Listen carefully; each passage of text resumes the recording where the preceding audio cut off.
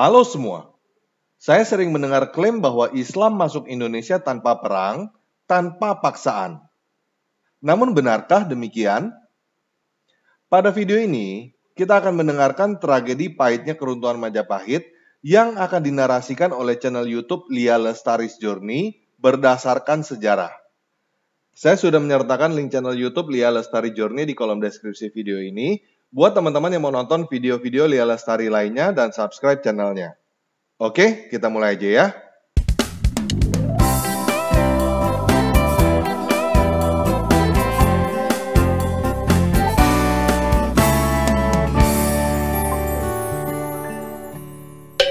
Pada abad ke-13 Masehi pernah berdiri sebuah kerajaan yang sangat besar dan sangat kaya. Kerajaan ini juga berhasil menyatukan seluruh wilayah Indonesia dan disebut-sebut berhasil menjadi poros maritim di Asia. Dia adalah Majapahit. Sebagai negara bahari yang sukses, tak terhitung betapa kayanya Majapahit dulu. Jika kalian pergi ke daerah Trowulan, Mojokerto, di sana kalian akan menemukan sebuah kolam yang tampak tradisional bernama Kolam Segaran. Cerita rakyat menuturkan bahwa kolam ini dulunya digunakan untuk menjamu tamu kerajaan. Tamu-tamu kerajaan yang singgah dan menikmati perjamuan bersama para raja dan pemangku jabatan di keraton, selesai makan, piringnya tidak dicuci, melainkan langsung dibuang di kolam segaran. Dan piringnya itu bukan dari beling atau gerabah, melainkan dari emas. Ini dimaksud agar tamu negara terpukau dan segan akan kemakmuran kerajaan Majapahit tersebut. Sekarang kerajaan ini sudah tidak ada. Kita hanya bisa mengenang kerajaan ini dari nama dan beberapa peninggalan sejarah yang berhasil ditemukan. Bahkan Keraton Majapahit alias Istana Majapahit yang menjadi pusat pemerintahan kerajaan pun masih belum ditemukan di mana lokasinya sampai sekarang. Candi-candi yang berhasil ditemukan saat ini pun rata-rata terkubur beberapa meter di bawah tanah. Ada yang terkubur 10 meter, ada juga yang lebih. Mengapa bisa sampai terkubur segitu dalamnya ya?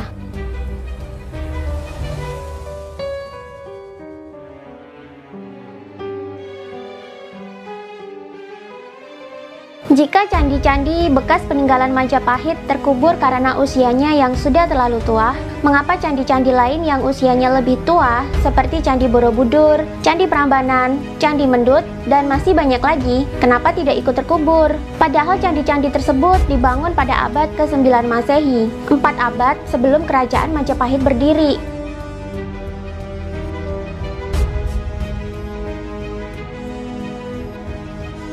Sampai sekarang, hilangnya kerajaan terbesar di Nusantara yang namanya harum sampai ke benua Afrika dan Eropa sana masih menjadi misteri. Kebanyakan penemuan candi dan bekas peninggalan kerajaan Majapahit ditemukan dalam kondisi sudah terkubur, sehingga diperlukan penggalian untuk mengangkat dan merekonstruksinya. Informasi dan catatan sejarah untuk mengungkap Majapahit seolah putus di zaman Kerajaan Demak, kerajaan Islam yang berdiri setelah Majapahit hancur dan hilang tak bersisa.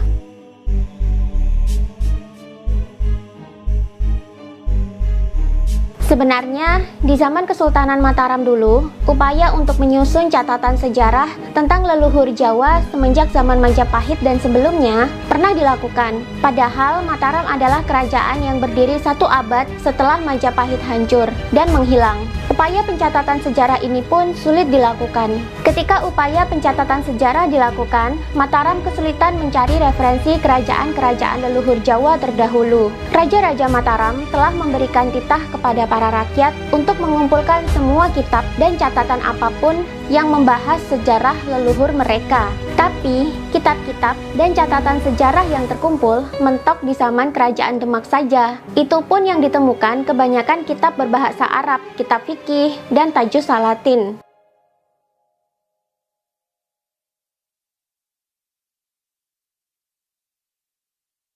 Catatan sejarah yang membahas peradaban sebelum Demak berdiri hampir tidak ada. Semua catatan sejarah dan kitab semasa pendahulu Kerajaan Demak hampir tidak ditemukan. Kalaupun ada sedikit yang berhasil ditemukan, keadaannya sudah mengenaskan. Ada yang rusak, ada juga yang terbakar. Akhirnya, dengan bahan seadanya, disusunlah Babat Tanah Jawa yang saat ini juga menjadi rujukan para sejarawan untuk menginvestigasi sejarah leluhur Nusantara. Hilangnya kerajaan sebesar Majapahit tetap menjadi misteri sampai sekarang. Kisah kehancurannya pun ada beberapa versi dan masih menjadi perdebatan hangat hingga kini di kalangan sejarawan, arkeolog, dan rakyat. Kuat dugaan kerajaan Majapahit hancur tak bersisa karena dihancurkan oleh Sultan pemimpin kerajaan Demak pertama kali, Raden Patah. Padahal Raden Patah ini adalah putra kandung raja terakhir Majapahit yang sangat dimuliakan.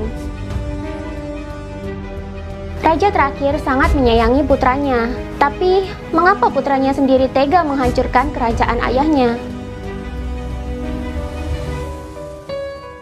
Salah satu literatur yang menceritakan kehancuran Majapahit juga bisa ditemukan dalam Darmo Gandul, sebuah karya sastra kuno yang berisi tembang dan gancaran atau prosa yang menceritakan dengan detail setiap detik-detik kehancuran Majapahit di tangan putra kandung sang raja. Mengapa sang putra mahkota tega menghancurkan kerajaan ayahnya sendiri? Perlu diketahui, sebelum kerajaan Majapahit hancur dan menghilang, agama Islam sudah masuk ke tanah Jawa, dan waktu itu Islam pun sudah terpecah menjadi dua, yakni radikal dan toleran. Islam radikal menginginkan berdirinya kekhalifahan Muslim di tanah Jawa, sedangkan Islam toleran berpandangan bahwa tak masalah hidup berdampingan dengan agama leluhur orang Jawa yang dianut oleh Majapahit. Dalam Darmo Gandul diceritakan detail bagaimana proses penganut Islam radikal ini mempengaruhi Raden Patah agar mau menghancurkan Majapahit, membunuh ayahnya yang bukan Islam, serta merebut tahta tanah Jawa demi berdirinya negara Islam yang berdaulat.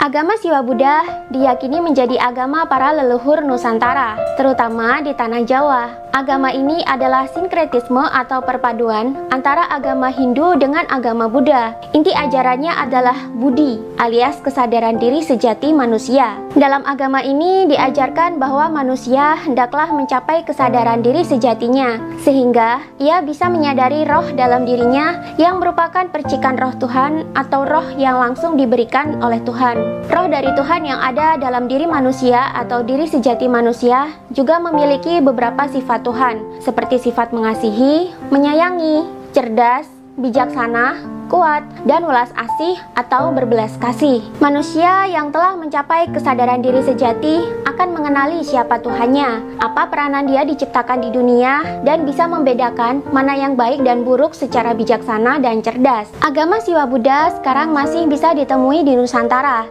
Biasanya disebut sebagai agama Hindu dan banyak dianut oleh masyarakat Bali dan sebagian masyarakat Lombok. Agama ini juga menjadi agama resmi orang-orang di zaman Majapahit, berikut para rajanya.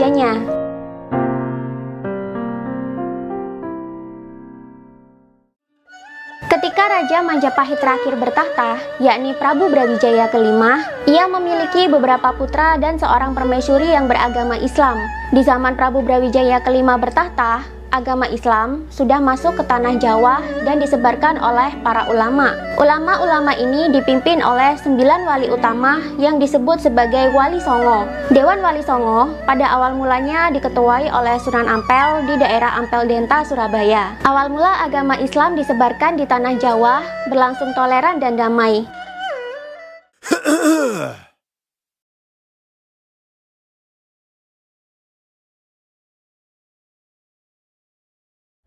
Mereka bisa hidup berdampingan dengan agama Siwa Buddha yang menjadi agama resmi di kerajaan Majapahit. Prabu Brawijaya kelima pun mengizinkan agama Islam disebarkan di daerah kekuasaannya. Bahkan sang Prabu tak segan-segan mengizinkan umat Islam untuk menjadi pemimpin di wilayah-wilayah tertentu yang mayoritasnya adalah Muslim, seperti menjadi bupati atau adipati misalnya.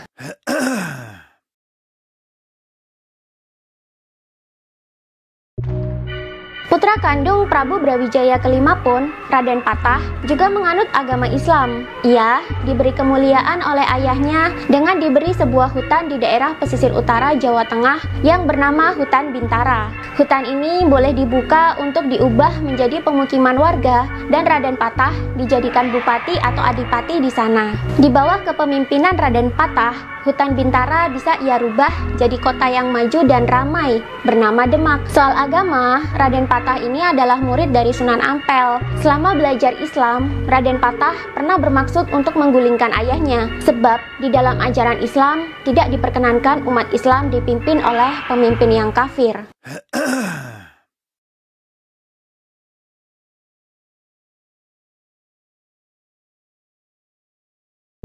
Tapi Sunan Ampel melarangnya. Bagaimanapun juga, Prabu Brawijaya kelima adalah bapak kandungnya dan seorang anak wajib berbakti kepada ayahnya. Lagi pula, Prabu Brawijaya kelima tidak pernah melarang penyebaran agama Islam. Ini adalah bentuk toleransi yang selalu ditanamkan oleh Sunan Ampel. Selama Sunan Ampel masih hidup, radikalisme Islam hampir tidak ada. Ketika Sunan Ampel meninggal, agama Islam di Jawa terpecah menjadi dua, golongan mutian yang radikal dan golongan abaan yang toleran. Orang Jawa menyebutnya golongan putihan dan golongan abangan. Golongan putihan merasa wajib untuk menegakkan kepemimpinan Islam berbasis khilafah di tanah Jawa. Mereka tidak mau dipimpin oleh pemimpin kafir, dan mereka berpandangan orang Jawa harus diislamkan seluruhnya. Sedangkan golongan abangan merasa tak apa-apa jika hidup berdampingan dengan orang Majapahit yang beragama Siwa Buddha. Mereka juga tak menuntut pemimpin tanah Jawa wajib memeluk Islam. Golongan abangan ini banyak diwakili oleh sunan-sunan yang toleran. Salah satunya adalah Sunan Kalijaga. Setelah Sunan Ampel meninggal, muncul gerakan makar dari kabupaten di wilayah pesisir yang Islam, di mana di situ tercium gerakan untuk mendirikan kekhalifahan dan mereka mau melepaskan diri dari Majapahit. Gerakan makar ini diketahui oleh Prabu Brawijaya kelima. Prabu pun segera mengirimkan pasukan untuk menumpas gerakan makar ini. Pemimpin gerakan ini kocar-kacir dan melarikan diri menggunakan kapal laut. Sang Prabu segera mengirimkan surat kepada Raden Patah di Demak untuk memberitahukan bahwa telah terjadi gerakan makar oleh golongan Islam radikal, dan Raden Patah diminta menangkap dan menyerahkan mereka jika mereka melarikan diri ke Demak. Mengapa Sang Prabu curiga mereka bisa saja lari ke Demak? Karena Demak waktu itu menjadi kabupaten dengan basis Islam yang kuat. Tapi sayangnya, sebelum surat sampai ke Demak, para golongan radikal sudah lebih dulu sampai ke Demak dan menghasut Raden Patah. Mereka mengadu bahwa raja telah menyerang para ulama dan meminta Raden Patah untuk menggulingkan Majapahit dan membunuh ayahnya. Awal mulanya Raden Patah menolak. Ia bertanya, mengapa para ulama diserang? Jawabnya, karena tercium oleh pihak keraton Majapahit bahwa mereka sudah 3 tahun tidak membayar upeti ke istana dan ingin mendirikan kekhalifahan Islam sendiri. Tentu saja ini adalah pelanggaran berat bagi negara. Kabupaten yang tidak mau membayar upeti, apalagi akan melakukan makar, tentu bakal ditumpas oleh ayahnya. Menurut Raden Patah, yang dilakukan oleh ayahnya sudah benar, tapi para ulama radikal ini tidak terima. Mereka terus menghasut Raden Patah supaya mau menumpas kerajaan kafir tersebut. Bahkan Raden Patah diiming-imingi surga dan pahala berlimpah jika berhasil membunuh seorang kafir.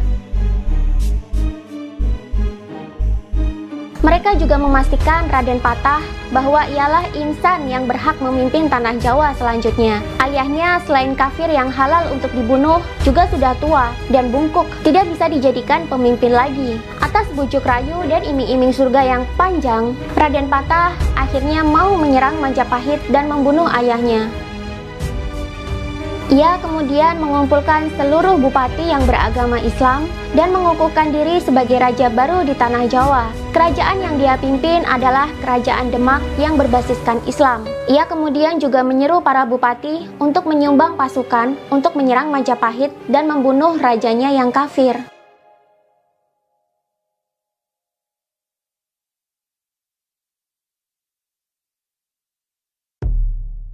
Langkah Raden Patah ini lalu ditentang oleh seorang ulama yang bernama Syekh Siti Jenar. Ia dengan tegas menolak rencana Raden Patah untuk menyerang dan menghancurkan Majapahit. Tapi, Syekh Siti Jenar saat itu mendapat tentangan keras dari para Islam radikalis. Setelah peristiwa itu, Syekh Siti Jenar dalam Darmo Gandul diceritakan dibunuh. Akhirnya rencana Raden Patah pun dilaksanakan. Dengan iring-iringan 30.000 pasukan, ia berangkat menuju Majapahit untuk berperang. Rencana ini kemudian dibocorkan oleh Bupati Pati. Ia mengirimkan surat ke Keraton Majapahit dan menceritakan semua yang terjadi di Demak. Membaca isi surat tersebut, tentu saja Prabu Brawijaya kelima serasa bagaikan tersambar petir. Ia sangat kaget dengan rencana anaknya yang lebih menurut pada hasutan orang-orang Islam radikalis daripada mempercayai ayahnya sendiri. Dia juga sangat sedih anaknya menempuh jalan peperangan demi mendapatkan tahta tanah Jawa. Padahal jika diminta baik-baik, Prabu juga pasti menyerahkan tahtanya pada Raden Patah.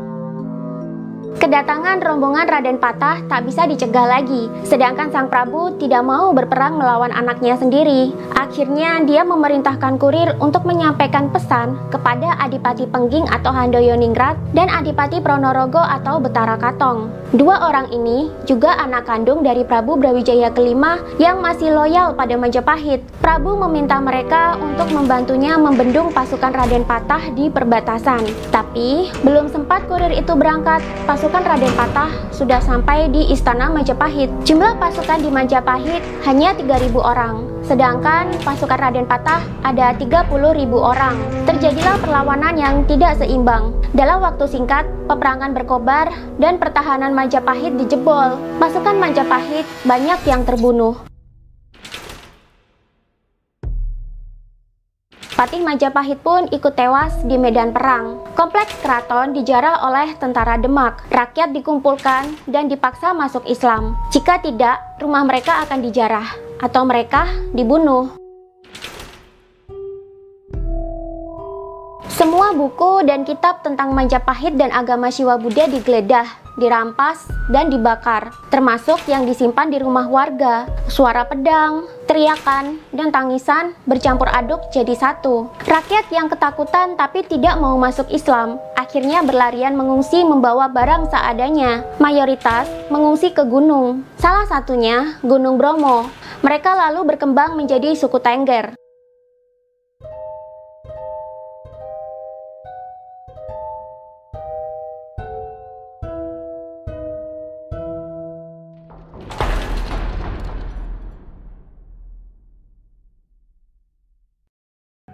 Dalam tragedi ini, Prabu Brawijaya kelima berhasil melarikan diri, ditemani oleh dua pendeta setianya, Sabdo Palon dan Noyo Genggong. Mereka bertiga melarikan diri ke ujung timur Pulau Jawa. Ketika pasukan Demak menggeledah istana, seisi istana sudah porak-poranda dan habis dijarah. Sang Prabu tidak ditemukan. Akhirnya istana tersebut diduduki oleh pasukan Demak dan Raden Patah berangkat ke Ampel Denta untuk mengabarkan kemenangan perang melawan kerajaan kafir kepada keluarga Sunan Ampel di sana. Sesampainya di kawasan rumah almarhum Sunan Ampel, Raden Patah segera menemui istri gurunya yang masih hidup tersebut. Dengan bangga ia mengabarkan telah menjadi khalifah di tanah Jawa dan berhasil memenangkan pertempuran melawan raja yang kafir.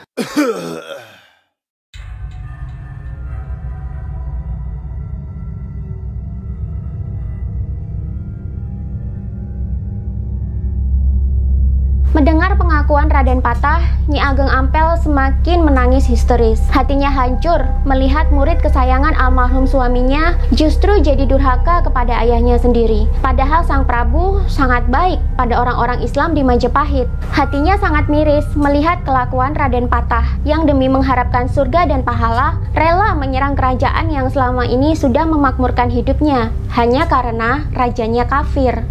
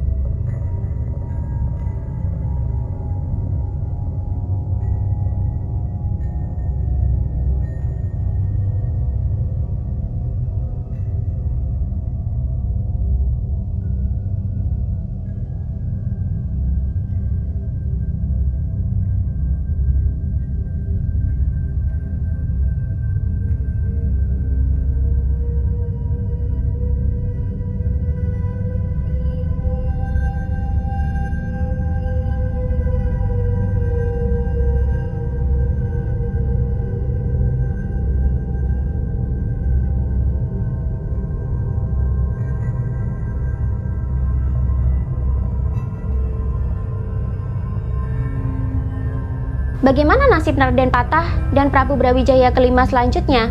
Apakah Prabu Brawijaya kelima selamat dalam pelariannya atau justru tewas di tengah jalan?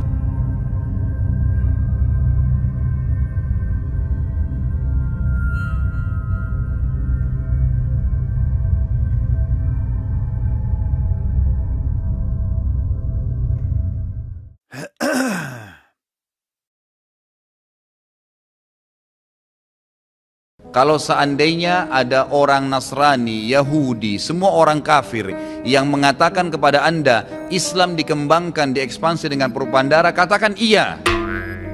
Memang iya. Karena banyak orang Islam, subhanallah, kayak orang yang ketakutan kalau dikatakan Islam itu disebarkan dengan pedang. Saya katakan ikhwas sekalian, memang Islam dikembangkan dengan pedang. Jihad itu dikumandangkan memang dari dulu. Ada pengembangan Islam dengan dakwah, ada pengembangan Islam dengan pedang. Nabi SAW menyerang Mekah itu dengan kekuatan memang. Sampai menaklukkan Mekah, akhirnya tersebar Islam di Mekah. Dan kalau tidak ada jihad pada saat itu, Mekah akan tetap jadi kota kafir. Jangan dilupakan sejarah itu.